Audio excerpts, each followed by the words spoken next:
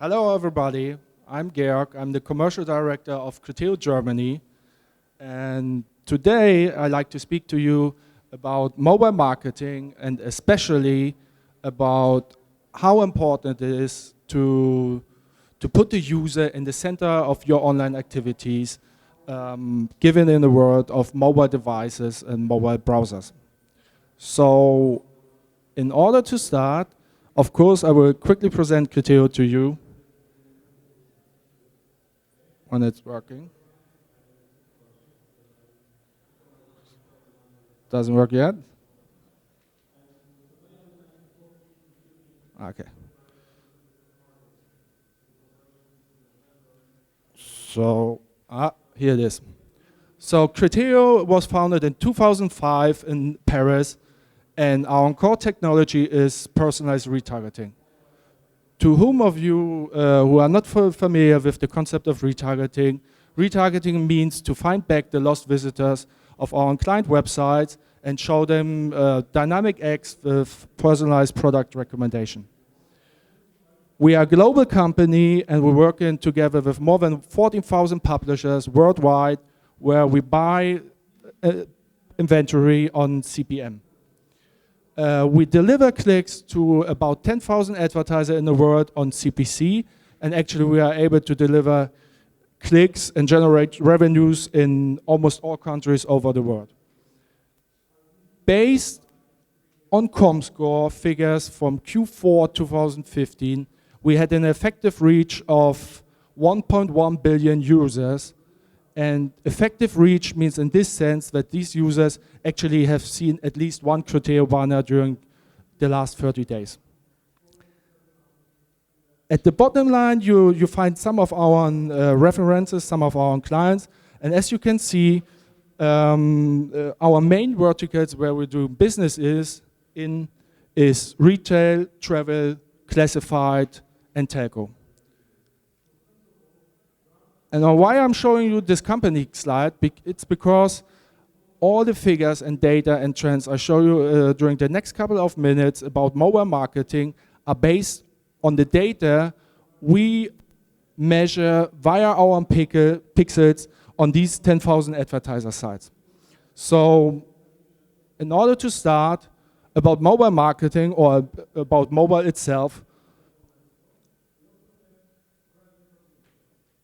what does it mean as well is that you don't need to take some notes or take some pictures here if you are interested in the data, because we publish these data in our quarterly State of Mobile Commerce report, which you can download on our website, on the company website. You find the URL at the bottom line. As well, you find the survey we did with our partner Forrester.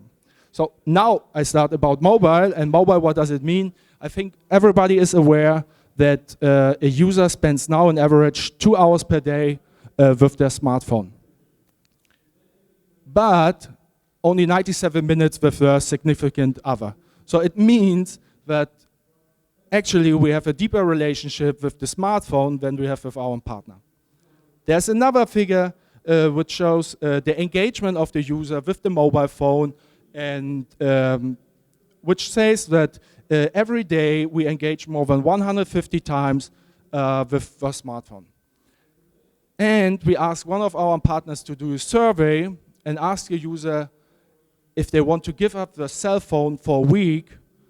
And the results are quite surprising for us, because 43% said that they would rather go shoeless, 70% they would rather give alcohol, and 1 out of 5 people said that they would rather not brush their teeth than giving up their cell phone for a week. So I don't know if you agree with these statements. Hope not, especially not with the last one. But I think you all agree that our mobile phone is very important for us and that we can't live with this. So what does it mean now in terms of EBE, mobile e-commerce? What we did is we analyzed all the transactions which happen of our 10,000 client website and then checked on which device they happen. And we found out that already 35% of these transactions are made on a mobile device. And the mobile device in this sense is the smartphone and the tablet, so both are included. If you see now at the top, you see that Japan is doing already half of their online transaction on a mobile device, followed by UK with 46%. Germany is slightly below the average with 32%. And then you find US, Italy, and France as the third biggest market in Europe with only 25%. What he then did, and what we found it would be interesting, is to see how mobile is growing. And the result is mobile is growing fast. So again, you see here UK, and even if they already have a high share of mobile transaction during the last year, so this is a comparison of Q4 2014 with Q4 2015, and you can see that the mobile transaction in UK had a growth of 7%. Followed by the Netherlands, who actually had the highest growth of 10%, and who just bypassed Germany with 6%. And at the end, again, you see France here, which grew only by 4%. So for us, it means that French people actually still prefer to buy on desktop rather than on a mobile desktop. So then we thought it would be interesting to just analyze the mobile transaction itself and exclude desktop. And what we saw, and these are the figures for Germany, again, Q4 2015, we saw that the share of smartphone versus tablets is equal, and both of them generated about 50%. What I don't have here is the figures from Q4 2014, but I can tell you that, speaking for Germany, that the tablet share 12 months ago was much higher than the smartphone share. And I'm pretty sure that when I have the chance to stay here again in 12 months and present you the same slide, that the smartphone will be the dominant way as well in Germany. And why I'm so pretty sure, it's because we see this trend already happened in other markets. So you see here again a comparison of transaction made on a smartphone compared to the tablet. And if you look at South Korea, you see that tablet actually is not existing anymore. As well as in Japan, smartphone has a much higher share, followed Italy, US, France, and Germany. And then you see UK, which is actually at 41% of smartphone transaction out of the whole total mobile transaction. And if you now remember that UK had the highest share of mobile transaction compared to the desktop transaction, and here the lowest share of smartphone, this means actually, and this will be shown on the next slide, that tablets still converting better. So this is what we see as a result when we're analyzing this transaction, and we see that the tablet, and here distinguish between the two main operating systems, are significantly converting better than the smartphone. If you now compare the two operating systems, Android and iPhone, you see that it's a bit similar, but that the iPhone and the iPad is converting slightly better than the devices of Android. So then it makes sense, we thought, to check what is the share of Android compared to iPhone, and what we have seen is that Android is bigger in many markets than the iPhone. So here again, Italy, Austria, Germany with 60%, the Netherlands and France a bit equal, and UK and the US and Japan, which is not shown here, where the iPhone is still the dominant operating system in this market. So the question is, why is that? We don't know really. So maybe you have a clue why the iPhone is bigger in the US. Anybody has a question? So we don't know. We think it's maybe a culture thing. So by talking about mobile and mobile e-commerce, of course, there's one thing missing, and this is apps. And the main message about apps is apps are just doing better. Why is that? Because if we have compared a mobile browser, a desktop, and an app, and analyzed the conversion rate on these 3 different devices, we have seen that desktop is converting as twice as good as a mobile browser, but that the app is even doing better with a 1.2 times higher conversion rate than desktop. And what we have found out as well is that the mobile transactions are made within an app are significant. So this is the number, it's only for the US and it's only for the vertical retail, but we see similar results in many other markets. So the question again, why? And the answer is because apps make browsing fun and buying easy. So what we did is we analyzed the customer journey of a user on a website to actually having both, so a mobile browser and an app, and then we compared the different steps in this customer journey. So what we saw is that in terms of product view per user, you see that within an app, a user is almost 4 times looking more for products than he's doing on a mobile browser. Then when it comes to the basket, that the user is still adding almost twice as many products to the basket. And in the last step, that the purchase rate is still 1 times higher. So taking everything into account, the user engagement, the add to basket, and the purchase, we see that apps delivers a 2.3 higher conversion rate when you only have a mobile browser. And what we have seen as well is that user spends more within an app than they do on desktop or on the mobile browser.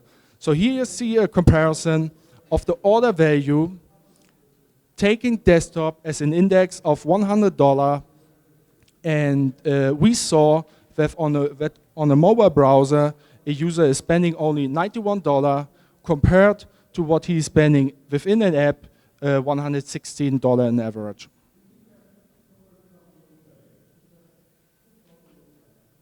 So what does this mean? The path to purchase is no longer linear. It means actually that a user is using different devices and different browsers when he's looking for products, but finally can only convert on one of these devices.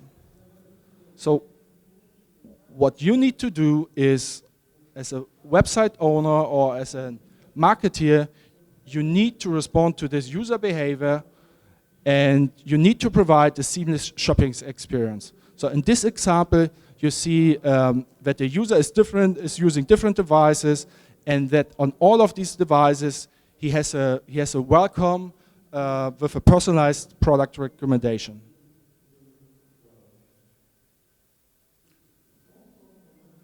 How you do this? Of course, it's cross-device. So it's all about cross-device and how you manage to be able to identify a user on different devices. So this slide is actually a bit complicated. So what you need to do, what we have done here is that we have a cross-device solution, and we analyzed all the transactions which happened on one device and where we have matched the user before on different devices. And if we haven't done so, is that as a result, we saw that in general, 43% of all buyers browsed the website with another device before they did the sale. And this figure actually doesn't differ from the different devices. So you have 43% on desktop, you have 44% on tablet, and you have 44% on smartphone as well. So then we thought it makes sense to distinguish between devices and analyze in first step all the transactions which happened on the desktop and where we have seen the user on a different device before. And as you can see here on this slide, in 64% of the cases where the transaction happened on the desktop, the user was visiting the website before on another desktop. But what you can see as well is that in 1/3 of the cases, the user was visiting the website with a mobile device, so here 14%, and then here 23%, where it's a mix between mobile and desktop. So we did this as well for the mobile devices and analyzed all the transactions which happened on a mobile device. And actually we see the same result vice versa. So if you buy on the mobile phone, then in almost 60% of the cases, you were visiting the website with another mobile device. In 30% of the cases, mixed device usage, and in 30% of the cases, you were visiting the website on desktop before. But it's getting even more complex, and the reason why it's so, because today we're living in a browser-centric world. So this slide will show you a kind of worst-case scenario for every marketer who has a tracking system based on the behavior of the user within the browser. And what we see here, and this is a single user who is using different devices, shown here as the iPhone, as the Mac, and 2 other devices with different browsers and different operating system. So this single user creates up to 8 different profiles. And the challenge is to match these different profiles into one single profile that you can identify a user and that you can allow your marketing to have an effective marketing spend. The challenge is as well because you need to respect the consumer privacy, means you need to be conform with the local data protection law. Your cross-device technology needs to deliver accuracy. It has to be scalable, and technically speaking, your system needs to work across all the different devices and operating systems.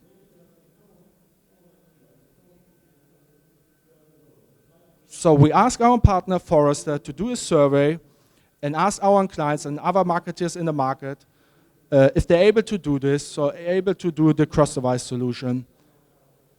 And only 1/3 of the people, of the marketers, report being able to effectively leveraging customer data across devices and platforms today.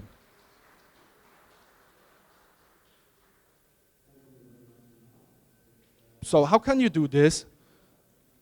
And we think what you shall do is you need to connect with people, not devices, by utilizing real-time customer and device data. And the technology on the market, one of the technology on the market you can see here, so of course Facebook and Google are one of the biggest provider who offers you a cross-device solution for your marketing spendings. But the problem with these guys is that they offer you only a cross-device solution for their own inventory. So taking Facebook as an example, if you use Facebook cross-device solution, then you are only able to use this data within the Facebook inventory. What we think you should do is you need to match the user through all the different environments. And this is actually the only part where I'm talking about Criteo, because we are able to do this, and we have a cross-device solution which is called Criteo Universal Match, because we're working with most of these guys and actually spent a lot of money with them. And we have this universal match, which is an own invented technology. So, to sum it up, my presentation and to present you the key takeaways, first, I think you need to use a mobile-first approach. You need to invest in apps that highlights relevant products for each of your consumer. And you need to take advantage of cross-device identification technology. If you're able to do this, then you have a people-centric marketing, and then you avoid spending money on users based on browsing tracking behavior. So that's it for me. Thank you. If you have questions, I'm happy to get them here on the stage or down there or even by email. Thank you.